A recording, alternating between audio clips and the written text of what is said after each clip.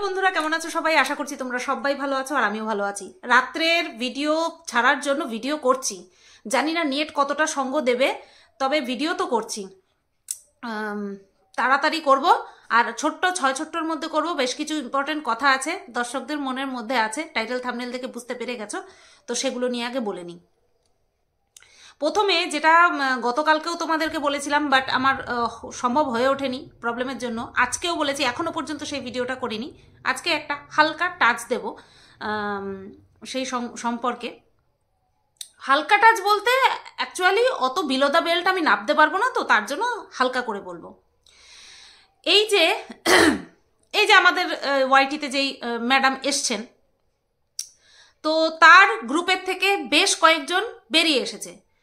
কেউ নিজের কার্যসিদ্ধি করার পর বেরিয়ে এসেছে, কেউ যখন দেখছে যে তাকে আর ভাও দেওয়া হচ্ছে না তখন বেরিয়ে এসেছে, আবার কেউ যখনই বুঝতে পেরেছে যে না ঠিক দিকে যাচ্ছে না, ভালো হচ্ছে না, সাথ বেরিয়ে এসেছে। সেটাকে একমাত্র সুজাতাদি যখনই বুঝতে পেরেছে যে না ঠিক হচ্ছে না তখনই বেরিয়ে এসেছে। বাদ বাকি অনেক দেরি করে মানুষের ক্ষতি সাধন করে তারপরে বেরিয়ে এসেছে। তো যাই হোক, যাই করেছে, তার মধ্যে সর্বশেষ যে বেরিয়েছে সে ওই ইনডিরেক্টলি আমাদেরকে নিয়ে বলেছে যে আমরা সঙ্গ দিইনি না, যে বুক ফুলিয়ে একটা কথা বলবে তার কাছে কোনো প্রুফ থাকবে না, তার সঙ্গে কিসের জন্য সঙ্গ দেব, তাই না? তো যাই হোক, সে ওই নিয়ে বিনিয়ে আমরা সঙ্গ দিইনি সেই নিয়ে কথা বলেছে। তারপরে অ্যাজ ইউজুয়াল এরা যারা কিনা ওই মানে কি বলবো, যেই ছেলেটিকে তার মৃত মায়ের সঙ্গে শোয়াতে দুবার ভাবেনি, তারা উঠে এসেছে কথা বলতে। তার মধ্যে কিমা হচ্ছে নাম্বার 1 একটা নোংরা মহিলা, যার মুখে কিচ্ছু আটকায় না। ওইদিকে ওরা সবাই খিস্তি মারতে, মানে খিস্তিতে পিএইচডি করে রেখেছে, বুঝতে পেরেছো তো? সেই দিন এই কিমা আমার সঙ্গে ওই ছেলেটিকে যুক্ত করে, হ্যাঁ, 8 ইঞ্চি 10 ইঞ্চি 6 ইঞ্চি এই সমস্ত বলে যেই নোংরা কথাটা বলেছে, বিশ্বাস করো পাক্কা বেশ্যারাও এরকম কথা বলতে পারে না। এই ওয়ার্ডটা আজকে উচ্চারণ করতে বাধ্য হলাম, কারণ তারা সবাই না, তারা এন্তারসে এই টাইপের গালিগালাজ করে, কারণ তারা জানে সমাজ তাদেরকে কি চোখে দেখে, তাই সেই কারণে তারা ভদ্র সাজার তারা চেষ্টাও করে না। তো তারা যেই ভাষা ব্যবহার করে তার থেকেও জঘন্য ভাষা হচ্ছে কিমার। তো ওর ধারে পাশ দিয়ে দেখো গালিগালাজ সবাই আমরা জানি, তো জানলেই যে নোংরামো করতে হবে এরকমটা তো না। ও নোংরা জায়গা থেকে উঠে এসেছে, ও নোংরা কথা বলে, ও মেপে এসেছে কার কতটুকু কি, তো সেই কারণে ও এরকম নোংরা কথা বলতে পারে। আমার শুধু এইটুকুই বলার ছিল যে একটা বেশ্যার মুখের ভাষাও ভালো হয়, কিমার মুখের যে ভাষা একটা বেশ্যাকেও হার মানায়, ঠিক আছে? এছাড়া ওর সম্পর্কে আমার আর কিচ্ছু বলার নেই। এইবার আসি, অ্যান্ড হ্যাঁ, তোমাদের কাছে আমি হাত জোর করে ক্ষমা চেয়ে নিচ্ছি এই যে এই ওয়ার্ডটা উচ্চারণ করার জন্য। কিছু করার নেই অ্যাকচুয়ালি এটা একটা আমাদের সমাজেরই পার্ট, এটাকে আমরা গালি হিসেবে নিই বা দিই গালি হিসেবে, বাট এটা অ্যাকচুয়ালি গালি নয়, এটা একটা পেশা, ঠিক আছে? লাইট চোখে দেখলেই লাইট সব কিছু। এবার আসি একটা বহুল চর্চিত প্রসঙ্গ, সঞ্জয়কে কেন দেখো ক্ষমা, এখানে আমরা এত বড় পণ্ডিত বা এত বড় সাধু কেউ নেই যে কেউ কাউকে ক্ষমা করে দেব।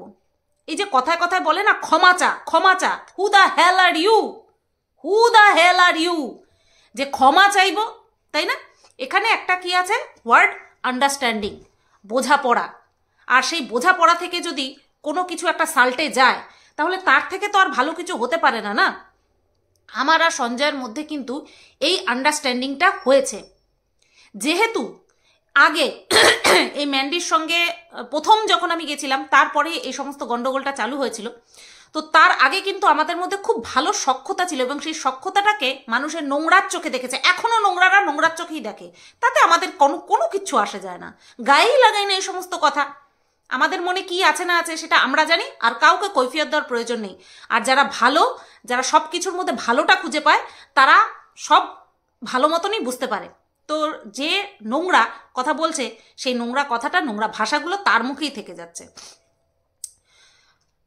তো যেহেতু আগে একটা সখ্যতা ছিল, তাই দূরত্বটাও বেশি তৈরি হয়েছিল, কষ্টটাও বেশি হয়েছিল। আমার তো খুব কষ্ট হয়েছিল। তারপরে একবার চেষ্টা করলাম, দুজনেই চেষ্টা করলাম, কিন্তু দেখলাম যে না, এরা ফাল হয়ে ঢুকে যাচ্ছে। এরা কিছুতেই, এরা নিজেরা মানে কোলাকুলি করছে, সাপের মুখেও চুমু খাচ্ছে, ব্যাঙের মুখেও চুমু খাচ্ছে, এরা একে অপরের সঙ্গে মিলে রয়েছে, কিন্তু আমাদের মধ্যে ফাটলের সৃষ্টি করছে। এবার আমি হলাম খুব আবেগপ্রবণ মানুষ, সত্যি বলছি, আমি অত বুঝ সুঝ নিয়ে চলতে পারি না। আমার এটা অপারগতা, আমার এটা অক্ষমতা। আমি সবসময় বলি আমি বড্ড ইমোশনাল। তো সেই জায়গা থেকে যেই আমরা মিল করতে গেছিলাম, মিল অর্থাৎ ওই যে আন্ডারস্ট্যান্ডিং, ওটা যে করতে গেছিলাম, এরা আবার ঢুকে গিয়ে আমাকে আবার সত্যি সত্যি আমাকে ইজি এরকমভাবে করে দিয়েছে, ঘুরিয়ে দিয়েছে। এখনো সেই চেষ্টাটাই করে যাচ্ছে, কিন্তু পারছে না। একটা জায়গায় যখন আমরা চলে আসি না, একটা অভিজ্ঞতা যখন আমাদের হয়ে যায়, আর আমি তোমাদেরকে বলি আমি একই ভুল বারবার করি না, জ্ঞানও তো করি না, তো সেই জায়গা থেকে নড়ানোটা খুব কষ্ট হয়ে যায় যদি ইন্টেনশনটা বুঝে যাই। তোমাদের আশা করি মনে আছে যে আমি এরকম একটা লাইভে উঠেছিলাম, সেখান থেকে চলে আসার পরে আমাকে সাপের সঙ্গে তুলনা করা হয়েছিল। তারপরে আমি ভাবলাম যে না, নিজের মান সম্মানকে বলি দিয়ে তারপরে কোথাও না, কোনো জায়গাতে না। তো তারপর থেকে আর কোনো সময় কোনো চেষ্টা করিনি, আর করবও না ভবিষ্যতে। আমি আমার জায়গায় আছি, আমি আমার জায়গাতেই থাকবো। একজন কমেন্ট করেছে আজকে আমাকে সকালের ভিডিওতে, আচ্ছা একটা কথা বুঝতে পারি না, সঞ্জয় তো তোমাকে নিয়ে কত কিছু বলেছে, তুমি দিল্লিতে ট্রিটমেন্ট করতে গেছো, তোমার পিজির বাইরে ছেলেদের লাইন লাগিয়ে দিয়েছে। হ্যাঁ, বিভিন্ন জাতির লাইন লাগিয়েছিল, জৈন, বৌদ্ধ, খ্রিস্টান, মুসলমান, সব সব সব জাতির মানুষদেরকে দাঁড় করিয়ে দিয়েছিল। আমি জানি, জলজল করছে ভিডিওগুলো, কিছু কিছু দেখেছিলাম। প্রথম দিকে কষ্ট পেয়েছিলাম, তারপরে ভীষণ ইউজ টু হয়ে গিয়েছিলাম, কারণ আমি আমার লক্ষ্যে স্থির, আমি আমার ক্যারেক্টার নিয়ে পুরো একেবারে নিশ্চিন্ত, আমার বর নিশ্চিন্ত। তাহলে কে কি বললো না বললো তাতে তো আমার কিছু যাতায়াতের কথা না, তাই না? আচ্ছা, এই যে সঞ্জয় কথাগুলো বলেছে, অনেক বেশি বলেছে, আমি অর্ধেক বলেছি, কিন্তু সেখানেও কিন্তু টেনেছি, বলেছি, ওর বউকে বলেছি। এইবার আমরা প্রত্যেক কথায় কথায় যদি একে অপরের বিরুদ্ধে কেস করা শুরু করি, কেউ রেহাই পাবে না, কেউ রেহাই পাবে না। আজকে আমার বিরুদ্ধে লোকে করলে আমি কি ছেড়ে দেব? ছেড়ে রেখেছিলাম এতদিন, কিন্তু আর কি সেটা করব? আর সেটা করতে পারবো না। জবাব কি দেব? নিজের বিবেককে কি জবাব দেব যে তোর থেকে 10 গুণ বেশি করে সে উল্টে সৎ হওয়ার গান গাইছে, আর তুই মরছিস, তুই হ্যারাস্ট হচ্ছিস, তুই হয়রান হচ্ছিস? এটা তো ঠিক না। সবাইকে বুঝতে হবে, কম বেশি সবাইকে বুঝতে হবে। আমি একটুখানি বেশি বুঝেছি, সবাইকে কম বুঝতে হবে।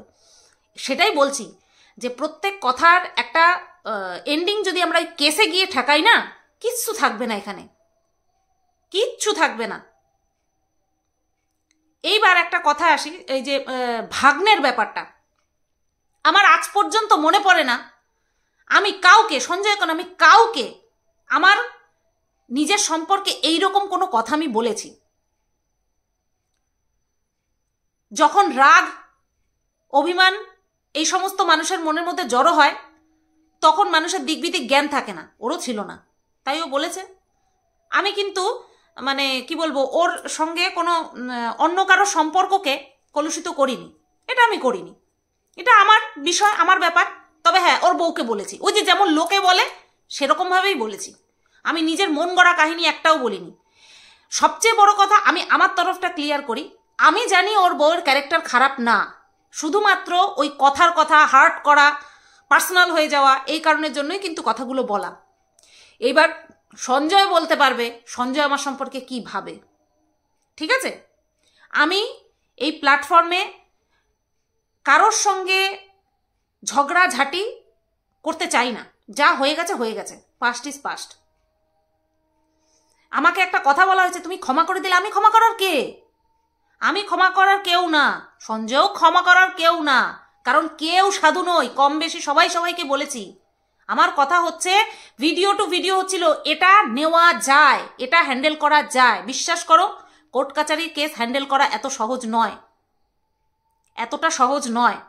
আর কতটা কঠিন এবার সবাইকে বুঝতে হবে, এবার বুঝতে হবে, বুঝলে? তোমরা চারিদিকে তাকিয়ে দেখো না, প্রত্যেকে প্রত্যেকের কোলে উঠে নাচছে, সেই বেলাতে কোনো দোষ হচ্ছে না। আমি আর সঞ্জয় যদি কথা বলি সেখানে দোষ হয়ে যাচ্ছে। কেন এটা হচ্ছে?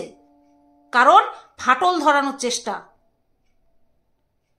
যখন সম্পর্ক বোঝাপড়াতে আসে না, তখন সেখানে কেউ ফাটল ধরাতে পারে না। এই বিষয়টা নিয়ে আমি এখানেই ক্লোজ করলাম। সঞ্জয়ের আর আমার বিষয়টা নিয়ে আমি এখানেই ক্লোজ করলাম। গতকালকে তোমরা দেখেছো যে প্রত্যেকের কথা কিন্তু ও উত্থাপন করেছে। আর তার মানে কি আমাদের দল আছে? আমাদের কোনো দল নেই। মতের মিল হওয়াটাকে, একই লাইনে চলাটাকে দলবাজি করা বলে না। দলবাজি এরা করে দেখিয়ে দিয়েছে। দলবাজি করে কি করে একজনকে শেষ করতে হয় সেটা এরা করে দেখিয়ে দিয়েছে। দলবাজি এটাকে বলে। আমরা প্রত্যেকে ইন্ডিভিজুয়াল, আমাদের রাস্তাটা হয়তো এক, কিন্তু আমরা কেউ দলবাজি করি না।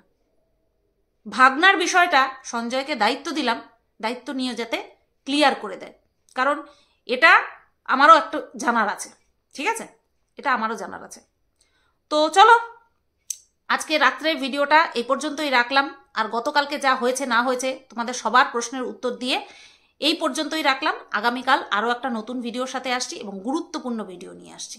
চলো সবাই ভালো থেকো, সুস্থ থেকো, টাটা, গুড নাইট।